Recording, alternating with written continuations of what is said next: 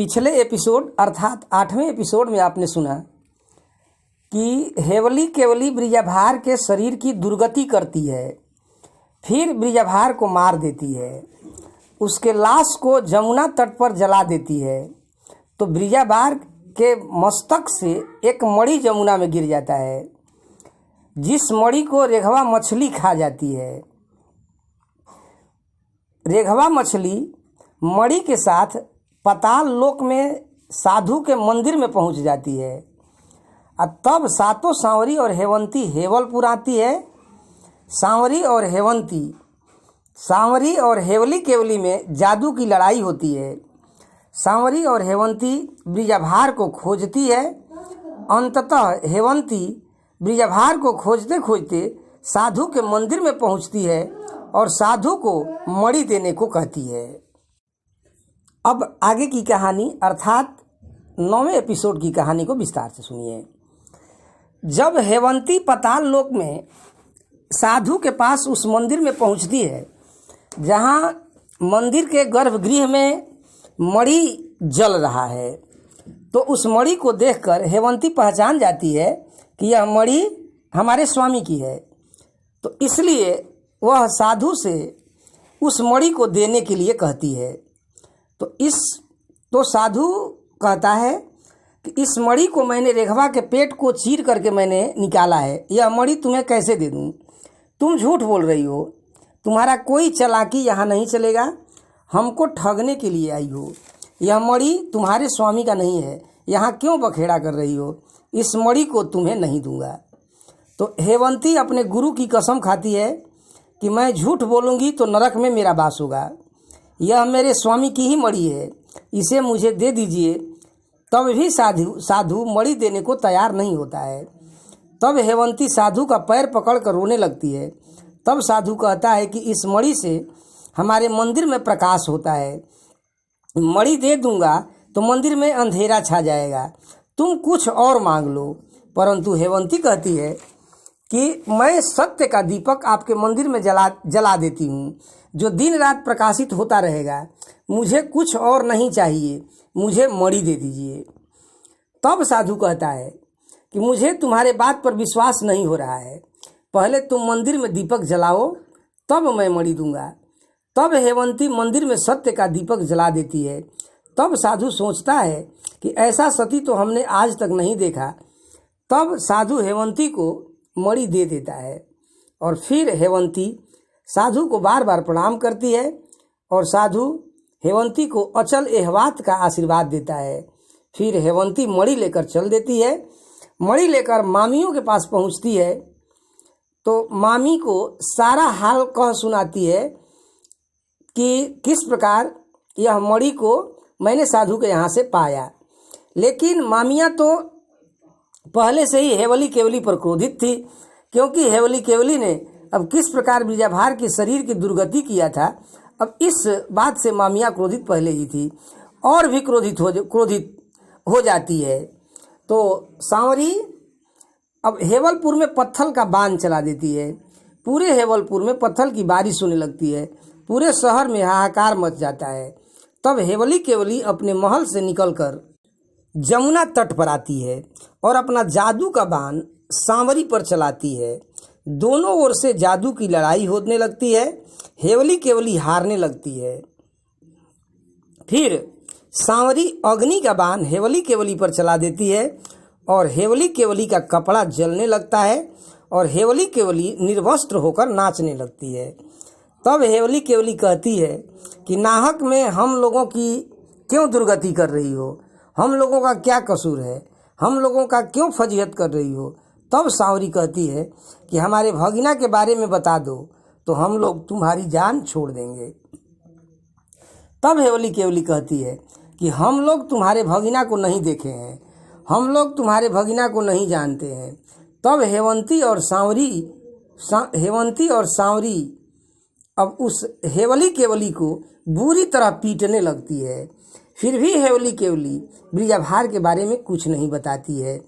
तब सांवरी बांस का कोपल लाकर हेवली केवली के शरीर पर थूरने लगती है और उसके शरीर पर नमक रगड़ने लगती है। सांवरी हेवली केवली के शरीर का महागिंजन करने लगती है। कहती है कि जैसा कर्म किया वैसा ही फल भुगतो। फिर भी हेवली केवली ब्रिजभार के बारे में कुछ नहीं बताती है। तब सांवरी और हेवंती देखती है कि हेवली केवली ब्रिजभार के बारे में कुछ नहीं बताएगी।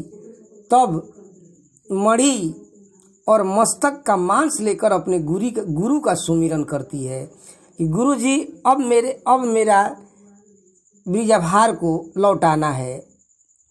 तब गुरु जी कृपा करते हैं और ब्रिजभार जीवित हो जाता है और उठकर बैठ जाता है। तब सांवरी ब्रिजभार से हेवली केवली से बदला लेने को कहती है कि जैसा व्यवहार हेवली और केवली ने तुम्हारे साथ किया है वैसा ही व्यवहार तुम भी उसके साथ करो। तब सांवरी और हेवंती हेवली केवली को ढेकुल के जड़ में जमीन में गाड़ देती है। तब सांवरी एक बार फिर ब्रिजभार से लौट जाने को कहती है कि मुझे तुम इतना दुख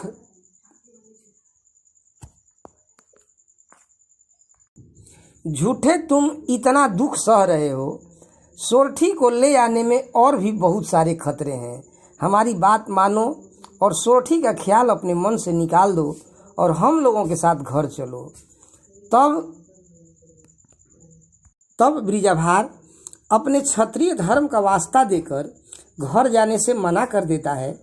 कहता है कि जब तक अपने मामा के खाए पान के बीड़ा का कीमत नहीं चुका दूंगा तो क्षत्रिय धर्म पर बट्टा लग जाएगा। तब तक ब्रिजभार की नज़र हेवंती पर पड़ता है तो वह हेवंती को फिर से गाली देने लगता है। कहता है कि यह गुजरी हमारी हर जगह फजीहत करवाती है। मैं तेरा मुंह नहीं देखना चाहता हूँ। जा चली जा, बेस्या हो जा हरामजादी। कहीं भी तुम मुझे बेइज्जत करती रहती है।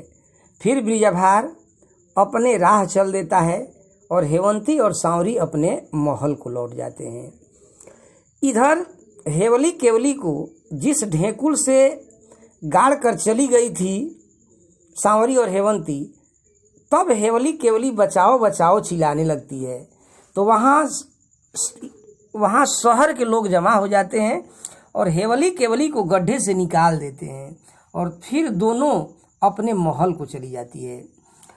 अब आगे ब्रिजभार झूमते झूमते बांसुरी बजाते बजाते जमुनगढ़ शहर में पहुंचता है तो देखता है कि शहर तो बहुत ही सुंदर है।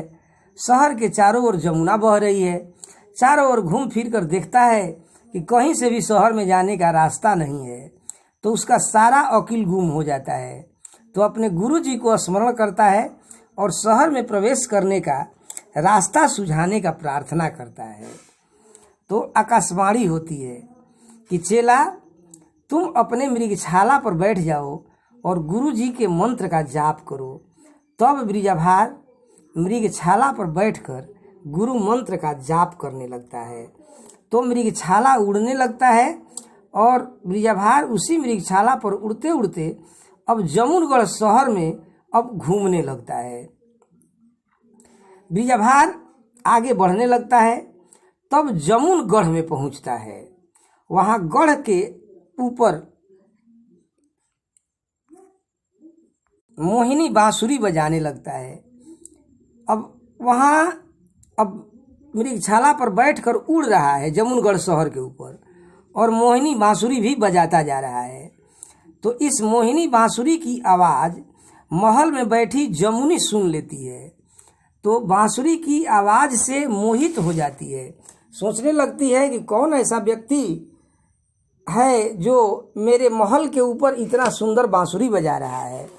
और महल के बाहर आती है तो ब्रिजभार को देखकर पहचान जाती है और आश्चर्यचकित हो जाती है और उसके सूरत को देखकर मोहित हो जाती है और कहती है कि मैं अभी तक तुम्हारे लिए ही कुंवारी हूँ, मुझसे विवाह कर लो। 12 वर्ष से तप किए हैं तुम्हारे लिए, अब मेरी आस पूरा करो।